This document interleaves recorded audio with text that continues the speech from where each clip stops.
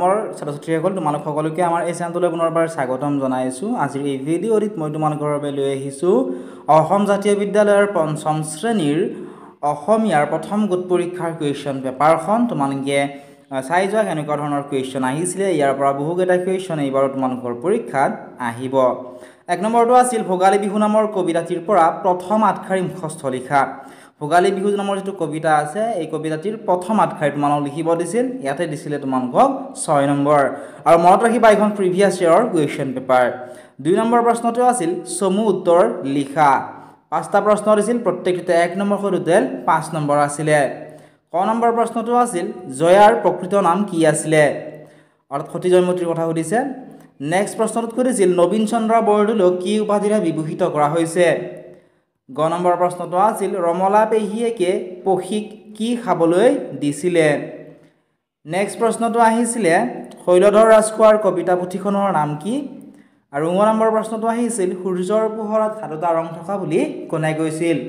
তোমালোকক এই কুৱেশ্যন পেপাৰসমূহৰ লগতে কুৱেশ্যন আনচাৰসমূহ যদিহে লাগে ডেছক্ৰিপশ্যনত দিয়া লিংকত ক্লিক কৰি এতিয়াই তোমালোকে আমাৰ মোবাইল এপটো ডাউনলোড কৰি লোৱা। তাত তোমালোকে কুৱেশ্যন পেপাৰসমূহৰ লগতে কুৱেশ্যন আনচাৰসমূহো পাই যাবা। 3 নম্বৰ প্ৰশ্নটো চোৱাচোন কি দিছিলে, প্ৰথম অসমীয়া চিনেমাখনৰ নাম কি আৰু এইখন চিনেমা কোনে নিৰ্মাণ কৰিছিল। নেক্সট চোৱা 4 নম্বৰ প্ৰশ্নটো আহিছিল পৰম্পৰাগত শক্তিৰ 4টা উৎসৰ নাম লিখা। ইয়াতে তোমালোকক দিছিলে 2 নম্বৰ। তোমালোকক যদি ইয়াৰ উত্তৰখিনিও কৰি দিব লাগে তোমালোকে এই ভিডিঅ'টো তোমাৰ বন্ধু বান্ধৱীসকলৰ লগতো শ্বেয়াৰ কৰি দিবা আৰু এটা লাইক কৰি দিবা। আমি যিমান বেছি লাইক আহে অতি সোনকালে আমি উত্তৰখিনিও কৰি দিবলৈ চেষ্টা কৰিম। 5 নম্বৰ প্ৰশ্নটো আছিল তলত দিয়া শব্দবোৰৰ অৰ্থ লিখা। ইয়াতে শব্দবোৰ দিছিলে দেশান্তৰ, আচল, কথা আৰু দ্বন্দ্ব। এই শব্দবোৰৰ অৰ্থ লিখিব দিছিল। 6 নম্বৰত দিছিলে বিপৰীত শব্দ লিখিবলৈ। ইয়াতে দিছিলে 3 নম্বৰ। শব্দবোৰ দিছিলে দতাল, খৰ আৰু আশা। 7 নম্বৰ প্ৰশ্নটোত দিছিল খালী ঠাই পুৰাবলৈ দিছিলে। খালী ঠাই পুৰোৱা ইয়াতে দিছিলে 3 নম্বৰ। ক নম্বৰত দিছিল লুইত মানে ডেছ। খ নম্বৰত দিছিল থাপনা পাতিম দেশৰ কাষত। গ নম্বৰত দিছিল আহোম যুগৰ এগৰাকী মহিয়সী নাৰী ডেছ। নেক্সট 8 নম্বৰ প্ৰশ্নটো আছিলে বাক্য ৰচনা কৰা।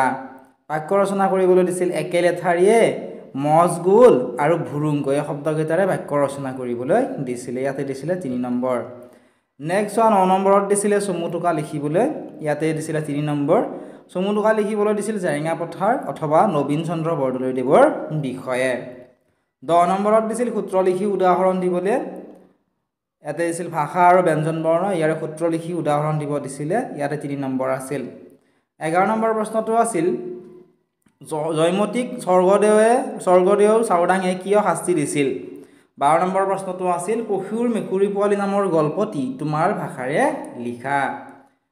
13 নম্বৰ প্ৰশ্নটো আছিল বিদ্যালয়ত উপস্থিত থাকিব নোৱাৰাৰ কাৰণে কাৰণ দৰ্শাই প্ৰধান শিক্ষকলৈ এখন আবেদন লিখা। ইয়াতো তোমালোকক দিছিলে 4 নম্বৰ।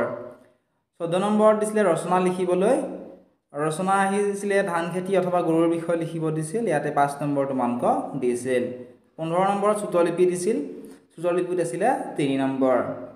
এইখিনিয়ে আছিল আজিৰ এই ভিডিঅ'টিত। তোমালোকে ভিডিঅ'টো লাইক কৰি দিয়া, তেতিয়াই আমি অন্য ছাবজেক্টৰো কুৱেশ্যন পেপাৰসমূহ আপলোড কৰি দিম। তোমালোকে অলপমান আভাস পাবা কেনেকুৱা ধৰণৰ কুৱেশ্যন আহে। লগতে এপটো ডাউনলোড কৰিবলৈ নাপাহৰিবা। ডেছক্ৰিপশ্যনত থকা লিংকত ক্লিক কৰি এতিয়া এপটো ডাউনলোড কৰি